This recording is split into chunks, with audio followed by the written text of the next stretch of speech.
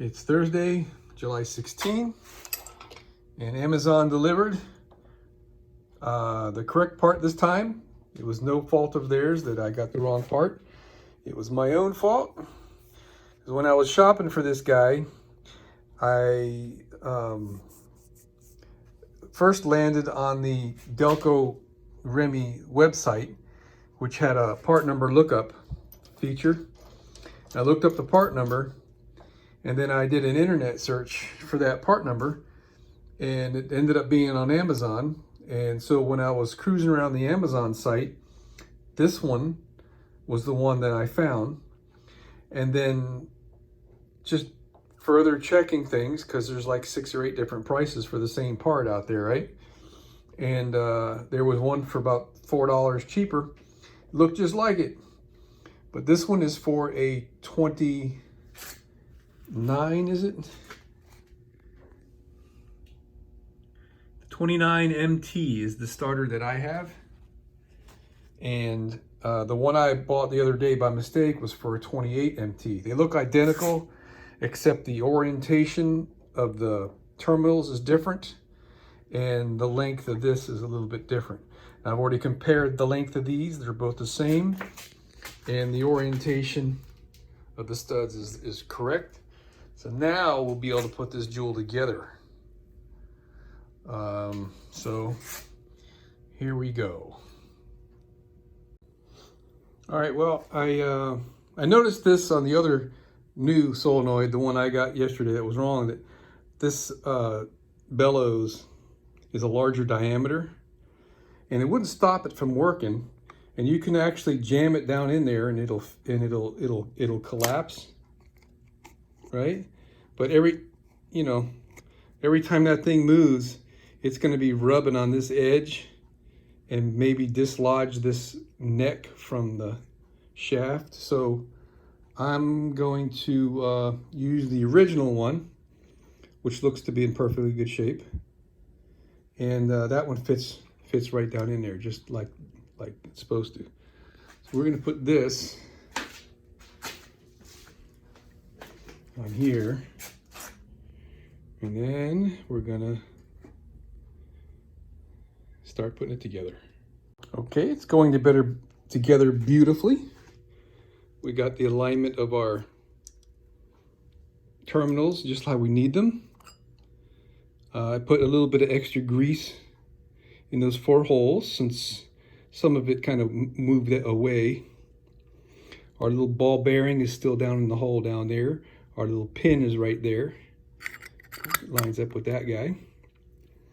I used a little bit of RTV silicone, which I generally don't like using on anything, but it's going to do a good job for me right here. And a little tiny bead around here, since the rubber boot, the old one, was already collapsed. So I wanted to make sure, hey, going over the top here, right? So now we're going to put the motor on here. Before I do, I'm going to put a tiny bead of RTV silicone around here, because all my monkeying around, I cut the seal that was in here. So that's history. And the seal that was on the back, I showed you guys already, it was all swelled up. So that's what we're going to do on both sides. We're going to just put a tiny bead of RTV right there to seal it. Let's see if I can do that. I'll show you what that looks like here in a moment. All right, so we're in, and you can see there's some squeeze out there. So that's just what I would like to have seen, just a tiny bit of squeeze out. All right. So now we're going to put the top piece on and do it the same way. We're going to put a little bead of RTV around there. I cleaned this off with some brake clean, both sides beforehand, so it'll make a good connection.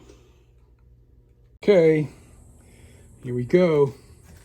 Got our negative hooked up to the frame of the alternator. Come on, starter.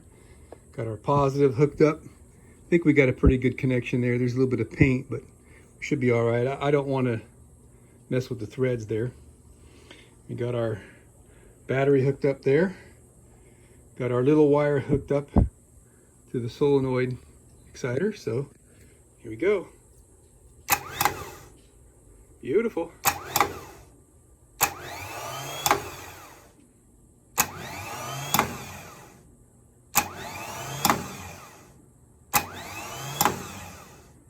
There we go. It's a good day. Okay, we're under a bus here, and I got my Never Sees. Probably don't really need it, but we're gonna Never Sees these bolts. All right, so they won't be frozen if I ever have to take this thing off again.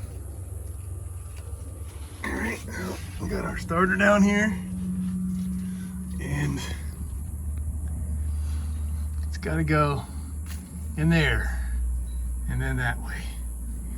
So it's actually pretty easy. It looks like it's like ridiculous, but the only difficult part really is going to be getting the top bolt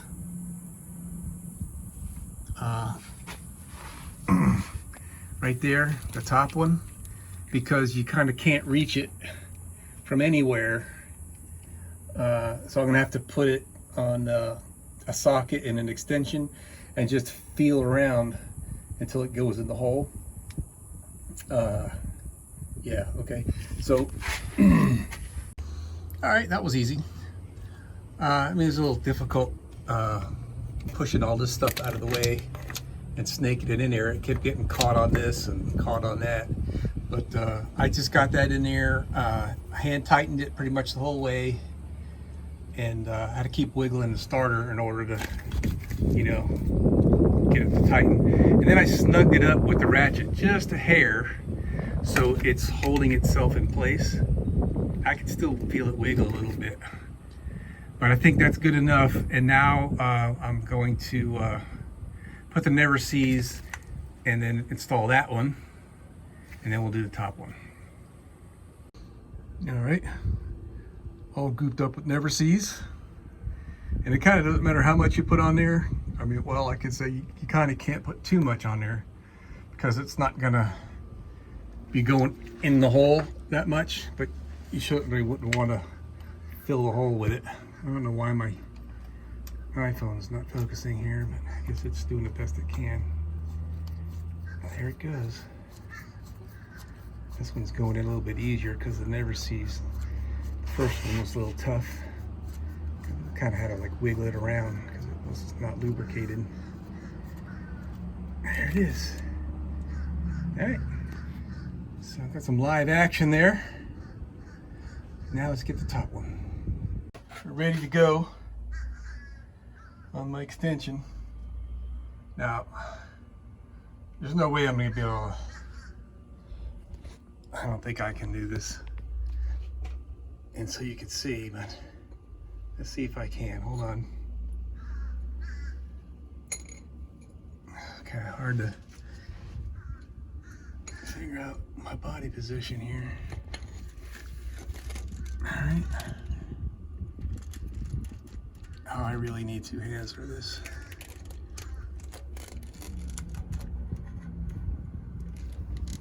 All right, well, you got the idea. So I'm gonna kind of go by feel here until I can get that in the hole. I know I'm not in the right spot, but all right. All right, I wasn't successful on my first attempt, but I'm gonna see if I can get my camera up in there and show you where it's going.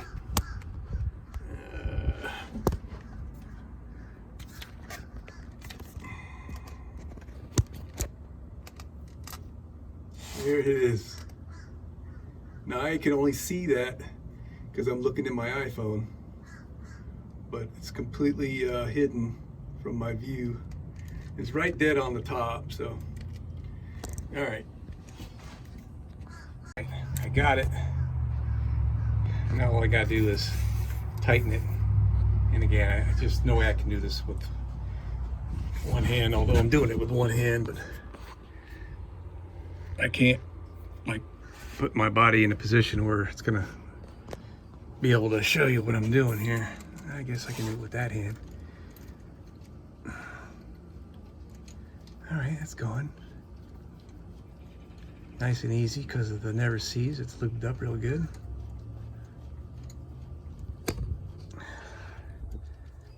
All right. There, it's tight. So now we'll put a ratchet on there. And we'll give it the whammy on that one. And we'll give that one the whammy. And this one we still have to take out and put the never sees on it. I removed this guy and put the never sees on there, and I didn't mention it earlier, but the reason why I put this one on dry first was, I mean, technically I could have put the never sees on it in the first place, but it's the easiest bolt to put in and take out. And I didn't want to be messing around holding the starter and all that good stuff and have the never sees on that bolt, because that stuff just ends up getting all over you, you know? So that was the reason why I put it in dry, in case you guys are wondering. But they're all three never sees now.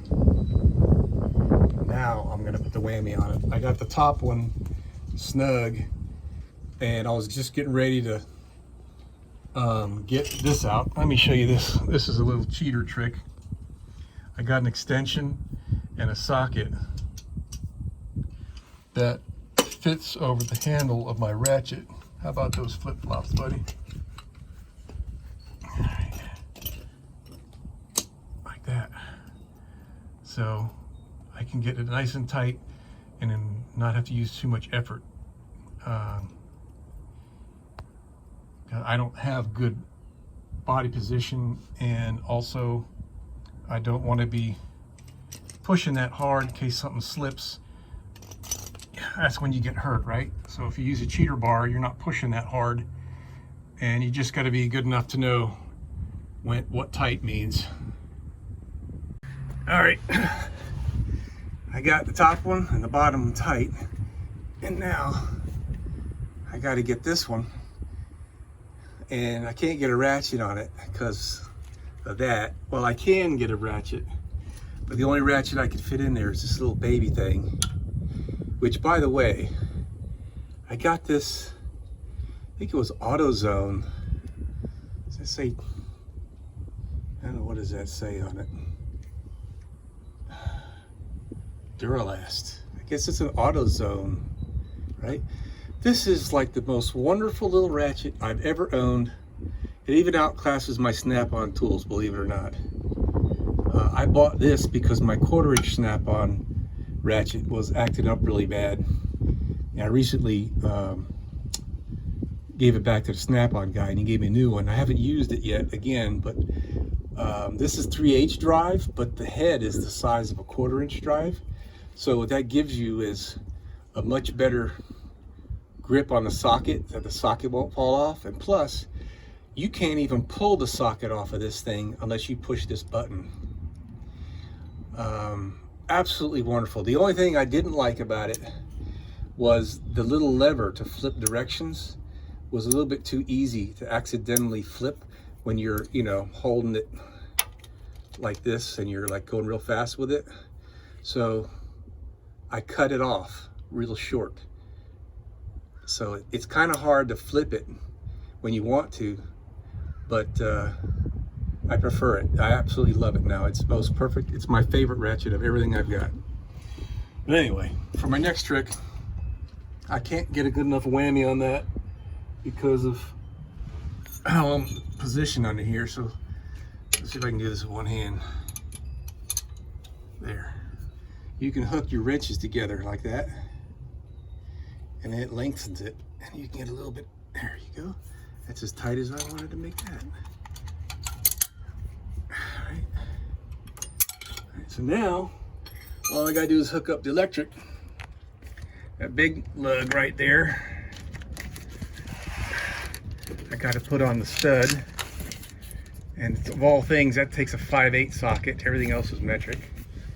And then I gotta put this little guy on, and maybe I'll do the little one first. I don't know, because that's gonna be the hardest one to get to. This little thing was kind of hard to deal with. The wire is so stiff on that little lug, and the heat shrink was kind of getting in the way a little bit, I think. All right, let me hook those up. We're gonna be cranking this thing in a minute. We're in there. Everything's tight. I'm gonna crank her up. Here is just one last test, but the last thing to do is I gotta put the brackets in that holds all this stuff steady here. And then we're gonna be completely done. There's a bracket that screws in to that. It comes over here and holds all this stuff. So, looking great, very exciting. There's the 3 little drain holes I was telling you about earlier. They're on the bottom, so any moisture that does get in this thing can drip out, hopefully, anyway. And that's it. Let's go get the keys and, oh, I gotta hook the battery up next. Then I gotta get the keys. All right, here it goes.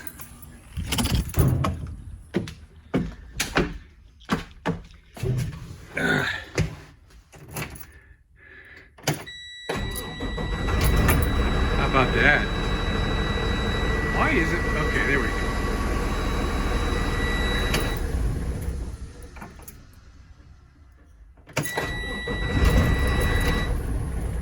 Beautimous.